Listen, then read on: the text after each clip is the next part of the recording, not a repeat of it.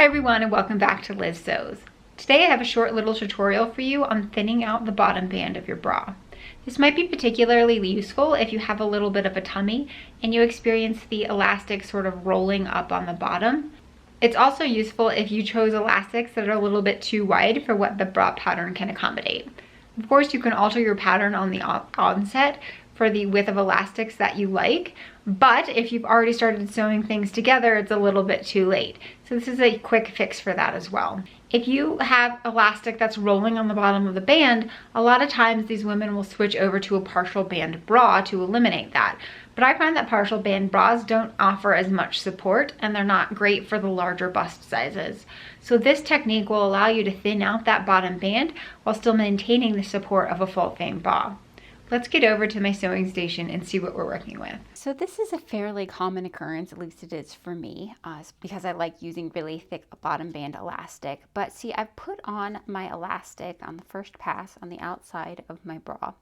And when you go to fold it up to the inside of your bra, oh no, it overlaps with the underwire channeling here, or where the underwire channeling will be once it's attached to the cup. And it's really easy for you to run into this problem and think that you've just made a complete mistake and you have to unpick all of that. But that's not necessarily the case. So what I like to do when this happens, and it could happen because I'm using wider elastic than what the pattern calls for, or for a variety of reasons. But all I do is just take my scissors and cut out a little scoop. So you can see on this side here, I've just cut in with my scissors and taken out that little scoop there. That way, when it folds up in here, it leaves that seam allowance where the channeling will be intact and you can continue going along. So as I do my second pass of zigzag stitches, I keep on sewing here, and then I sort of go down into this scoop and continue up across the other side. And it looks a little messy and sort of dirty right now. But once you have your underwire channeling attached, that underwire channeling is going to cover up that seam, and so you won't really have any of this raw edge showing. Now, another reason why I love doing this like that is because it also makes the bottom band incredibly thin.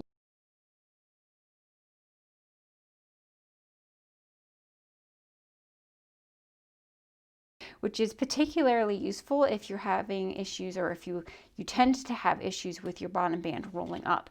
As much as you can eliminate it from the bottom below the cup, then you are less likely to have issues with it rolling up or curling on you. So that might be another reason why you would want to do your band like this. But I just got to this point in the sewing and I thought this was something that people would like to see and sort of know how to troubleshoot. So I've cut this here. I'm going to go ahead and attach everything into this bra and then show you what it looks like when it's finished.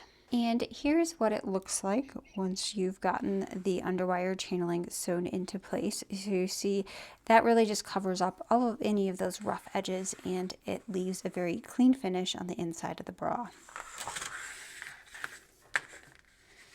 And then we can see from the outside that it gives you just this really narrow band, and you can see my zigzag stitches are sort of overlapping with my underwire channeling stitches. So all in all, I think it has a really nice effect on the finished bra to have that sort of like narrow bottom band, but it also can just get you out of a tight squeeze in case you made a mistake. So you always just trim that bottom band elastic piece and then overlap the channeling on top of it for a nice clean finish.